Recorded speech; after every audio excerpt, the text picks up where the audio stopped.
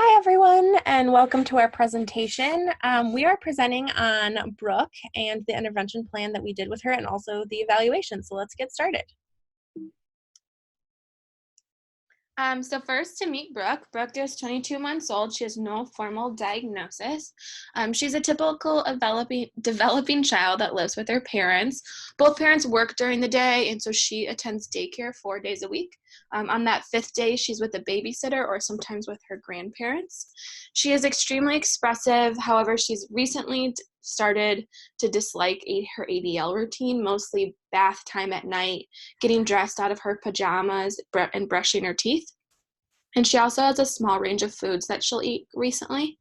She's very social. She loves to read, listen to music, dance, do art, build with blocks, and playing at the park right by her house.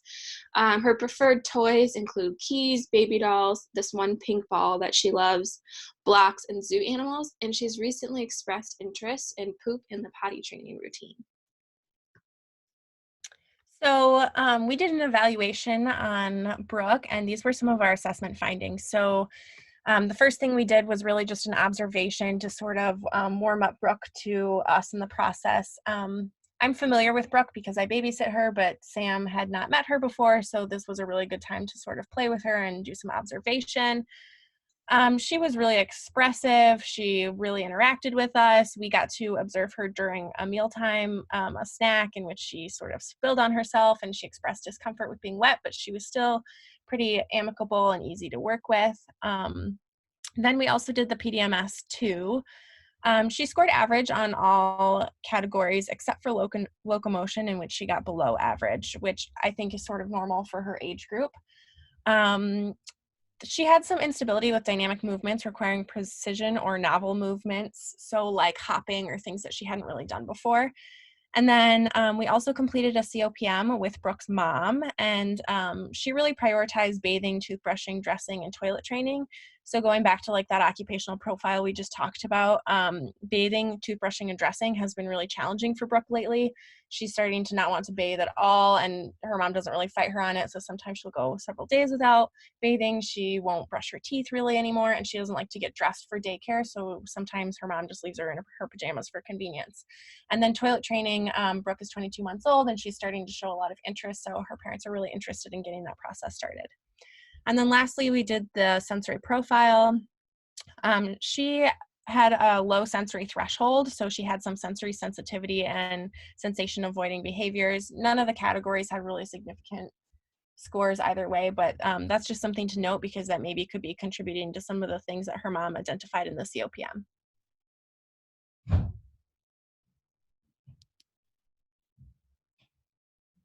So some of the successes that we had in both evaluation and with our intervention with Brooke, Brooke really enjoyed trying novel activities. She's really easy to engage with, and she's a pretty easygoing child. So that was really successful. And she actually warmed up to Sam very quickly. She didn't really have any stranger danger or anything like that. So it was really easy to be able to engage her in activities that we wanted her to do, which was really important because with a lot of the assessments like the PDMS and things like that, it's hard to have things that are preferred activities for the child. And then the parents are really involved. So we actually got to meet both the mom and the dad during a work day. So they're really involved and they're around a lot, which is a good thing too, because then we also know in our eval when we're making interventions that the carryover is probably likely to be high because our parents are very engaged with her and able to be there for that.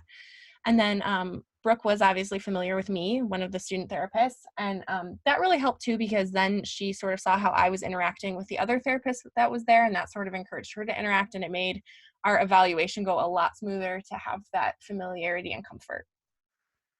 In terms of challenges for the evaluation sessions, you could tell at some points Brooks was like kind of uncomfortable with like, A, why is this stranger in my home? And B, why are they making me stand on one foot and all these other things? So it was kind of like treading lightly to make sure that like she was comfortable with all the things that were happening in her home at once. And then also transitioning a 22-month-old from all the tasks on the Peabody is pretty difficult. So for example, at one point she had to throw a ball like a certain amount of feet, and then she'd had to go do the stairs, and then she had to throw the ball again another like double the distance from prior, go back and forth with the blocks between different tasks.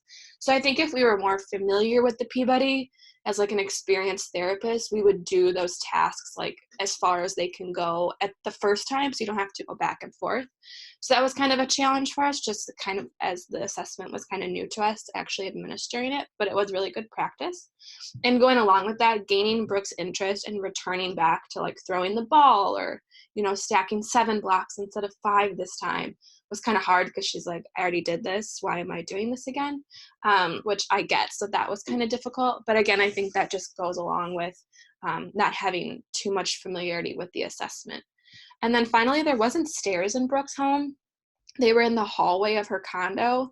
So to do that task, like everyone had to get dressed and like put their shoes on. And then we got down the stairs and she was like, all right, where are we going? And it was kind of hard to explain like, oh no, we're just walking the stairs to walk the stairs. So that was kind of a challenge of it too. For our first intervention session that we have planned, we wanted it to be in the home where we'll complete an introduction and a goal attainment scale with the parents, just to make sure that the ADL goals that we're forming based on their COPM results, are within the context of the family and more likely to have carryover. We also wanted to do floor time. I think this was especially important for me because I, beyond the evaluation session, haven't had an opportunity to assess how Brooke is, when we're not giving assessments to her. So I think that floor time would be a really great opportunity to learn her play skills and kind of get her familiar with someone being in the home again and kind of interacting together. Then we really wanted to focus on ADL routines in this session. So we started off with toothpaste art, kind of like you see here in the picture, just offering the sensory experience of toothbrushing, but within, a preferred context of an art activity and kind of feeling safe that this isn't going near your mouth. We're just going to play with it for right now, trying to incorporate some of those SOS feeding techniques. Then she loves baby dolls, so we wanted to have her get her baby doll ready for nap time, giving her a bath, brushing her teeth, getting her pajamas on, and if she's ready, then incorporating having the baby doll use the bathroom before going down for nap time. And then finally, we'd like to end the session with a routine-based interview and action plan for the parents to come up with a strategy that they'll use for the upcoming week to address her decreased participation in ADLs and kind of come up with that through a coaching method. And then finally, our optional activity, if it comes up, is to use a bathroom break to observe Brooke's skills in that area and kind of see where the family's at, which will be helpful in informing our coaching practices in the action planning. So our first intervention session was really focused on ADLs and routines. And our second session, we thought that would be a good follow-up to that, is to work more on some of those gross motor play-based skills and motor sequencing, which can also help with ADLs. So we thought that it would be good to go to the playground near Brooks Park, which is, or near Brooks house, which is something she's really familiar with and is actually a preferred activity for her. So we thought this would be a really good environment to help engage her and maybe even just have the family meet us there. So the first 5 minutes would really just be a goal check-in on those GAS goals. This sort of helps with carryover, but also maybe if Brooke is really successful, we can make up a new goal, or if the parents are having some challenges, we can incorporate coaching strategies. So this sort of just acts as a really good check-in with the parents.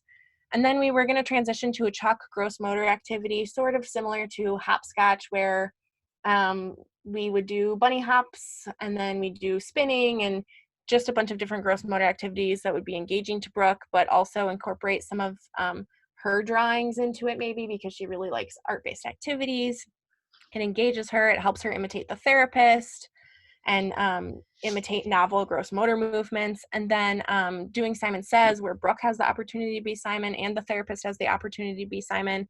Again, this works on motor planning and sequencing in novel gross motor skills, but also it's in the context of the park, which is a preferred activity.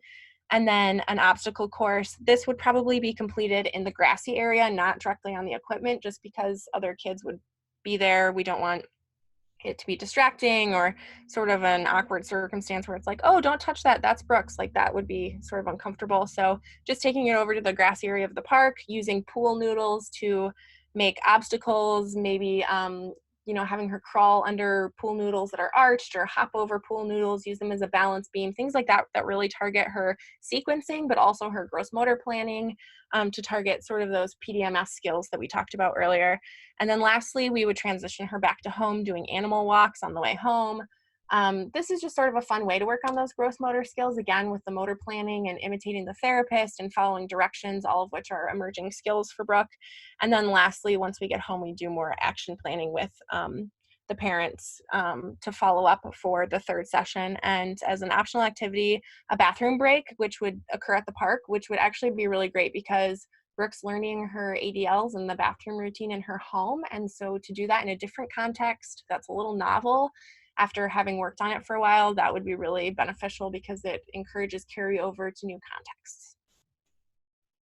So those are references for the research that informed our intervention plan. And then finally, some resources that I had put together for Brooke's mom using the Telescope Center, which is a really great website developed by Dr. Lauren Little. So it has a lot of podcasts and just educational resources and potty training while they're starting that, as well as mealtime, because we didn't have that opportunity to address it in our intervention planning, kind of learning how to talk about different foods, incorporate new foods in a safe way, really when to worry about things. And then also, the Kids Eating Broccoli is a really great podcast about picky eating that I found. Some sensory strategies for mealtime. And then finally, a potty watch.